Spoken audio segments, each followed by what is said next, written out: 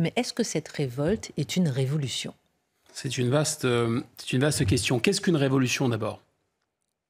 C'est un événement tragique qui va finalement créer une onde de choc politique et qui va abattre un pouvoir. Parce que finalement, cet événement va revêtir une portée symbolique particulière et va potentialiser déjà des crises ou des clivages. La Bastille, ça aurait pu ne pas être une révolution. Ça a été une révolution. Il y a un commerçant tunisien qui s'est immolé par le feu en 2011. Ça a donné le signal du départ des révolutions arabes. Et ce qui est arrivé à cette jeune fille, qui est morte à 22 ans, faute d'avoir caché suffisamment ses cheveux, c'est probablement le mort de trop. Parce que c'est déjà arrivé en Iran. Mais là, c'est le mort de trop. Et c'est quelque chose qui a déjà commencé à avoir une onde de choc dans tout le pays. Sur les réseaux sociaux d'abord. Sur les réseaux sociaux, les femmes retirent leur voile. Elles se coupent les cheveux en solidarité aussi avec cette jeune fille. Et elles le font au péril de leur vie. Et c'est pas seulement sur les réseaux sociaux. Sur les places publiques, dans les rues, partout en Iran. Des femmes incroyablement courageuses retirent leur voile, se coupent les cheveux. Parfois, d'ailleurs, elles vont brûler leur voile. Et ceci, à nouveau, au péril de leur vie. Et ce ne sont pas seulement les femmes iraniennes. Ce sont aussi les hommes iraniens. Ils vont désormais avoir un hymne. C'est Bella Ciao. C'est un hymne célèbre de la résistance italienne, en persan. Et puis, ce slogan incroyable, « Femme, vie, liberté ». Et donc, il y a quelque chose d'un mouvement révolutionnaire. Ce ne sont pas seulement, d'ailleurs, les étudiants. Ce sont aussi des commerçants, des chefs d'entreprise, des artisans. Ce ne sont pas seulement les grandes villes plus ouvertes ou plus occidentalisées comme Ispahan ou Téhéran. C'est l'ensemble du pays. Il y a un sociologue qui s'appelle Farhad Khosrokhavar qui dit « c'est effectivement désormais un phénomène national ». Et effectivement, ça potentialise des crises. Une crise qui est là, c'est la plus grave crise économique depuis 1979 en Iran. Il y a la moitié de la population iranienne qui est désormais sous le seuil de pauvreté. Et en fait, on se rend compte que le pouvoir, en 1979, s'est appuyé sur les femmes et sur le mouvement du voile. Et il a fait du voile le symbole du pouvoir de la révolution islamique. Et voilà maintenant que ce symbole lui revient comme un boomerang en pleine tête. Les femmes retirent leur voile, elles brûlent leur voile et elles disent effectivement « ça suffit ». Donc il y a bien un questionnement sur la légitimité de la révolution islamique, ça c'est sûr et certain, mais ce n'est peut-être pas encore une révolution. Oui, justement, questionnement, je vous sens un peu prudent. Pourquoi pas une révolution pour autant ? Peut-être parce que c'est la leçon qu'a apportée l'écrivain italien Malaparte dans un texte qui s'appelle « Le coup d'État » et « Technique du coup d'État ». Et il a expliqué que finalement, compte tenu des moyens de répression modernes, l'artillerie lourde, les bombardements, etc., un État déterminé à réprimer durement pouvait en fait entraver une révolution. Donc on pourrait donner une définition assez technique de la révolution contemporaine, qui est que la révolution survient lorsque le pouvoir de répression, enfin lorsque les forces de répression mettent la crosse en l'air finalement et décident de ne pas tirer. C'est ça une révolution. Or cette épreuve du feu, si j'ose dire, elle n'est pas encore intervenue en Iran. Et on peut se poser des questions de savoir si oui ou non il va y avoir une répression sanglante. D'abord parce qu'il y a une sorte d'État dans l'État en Iran. Ce sont les Pasdaran, gardiens de la révolution en français. Ils sont 130 000 hommes, surarmés, surentraînés. Ils ont d'ailleurs dépassé les forces armées.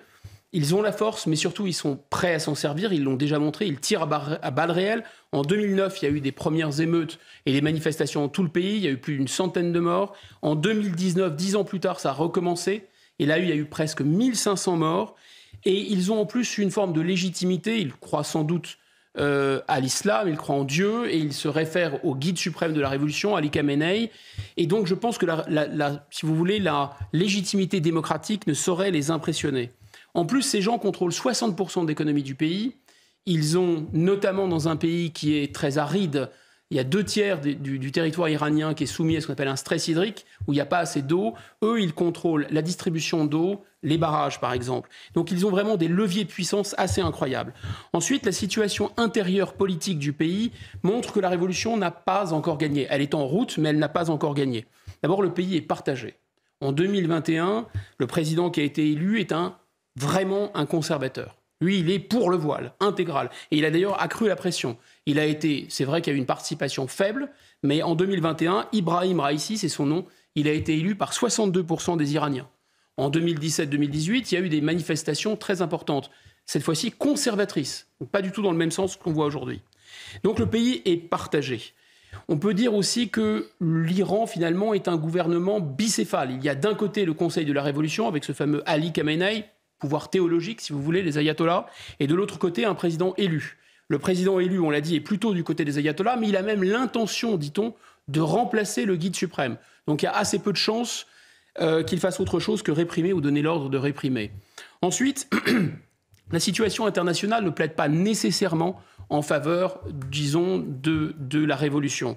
D'abord parce que les autorités sont dans un bras de fer depuis des décennies avec la communauté internationale et les États-Unis sur la question nucléaire, et qu'ils pensent que s'ils laissent la révolution gagner, eh bien, ils renonceront au nucléaire. Et ensuite parce que l'Iran est une pièce assez importante de cet échiquier mondial où la Russie et la Chine, bien sûr, essayent de vaincre l'hégémonie américaine. Et donc là, ils se disent aussi que c'est sûrement pas le moment de lâcher la bride à la population, sinon ça va favoriser les intérêts occidentaux.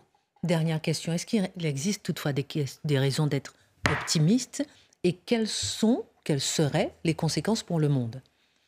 Je pense qu'on peut être très optimiste. Ah oui ? Il y a cette forme, oui, sur le long terme. Enfin, sur le long terme, ça peut arriver d'un moment à l'autre, mais ça finira par tomber. Il faut imaginer que la révolution islamique, elle s'est faite en Iran en 79, alors qu'il y avait 7,6 enfants par femme. Il y a aujourd'hui 1,7 enfants par femme en Iran. En Iran, à l'époque, les femmes n'étaient pas éduquées. 63% des étudiants en Iran sont des étudiantes. Ensuite, la jeunesse est totalement acquise à la cause de cette révolution anti-Mollah, si vous voulez. Et il y a un rapport de force démographique tel que la moitié des Iraniens ont moins de 30 ans. Donc je pense que ça peut bouger. J'ai parlé, je ne veux pas me contredire tout à l'heure, des passes d'Aran et du fait que quand un pouvoir veut réprimer, il peut maintenir le pouvoir contre la pression populaire.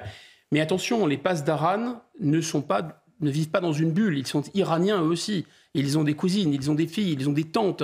Et si la plupart des jeunes Iraniens ne croient plus à la révolution islamique, on peut aussi se dire que parmi les passes d'Aran, il y a des gens qui eux-mêmes commencent à vaciller, à ne plus y croire. Adrien Spiteri, vous l'aurez compris. Alors, on était donc sur l'Iran. Un dernier mot pour conclure. Et sur quelles conséquences pour le monde? En un mot.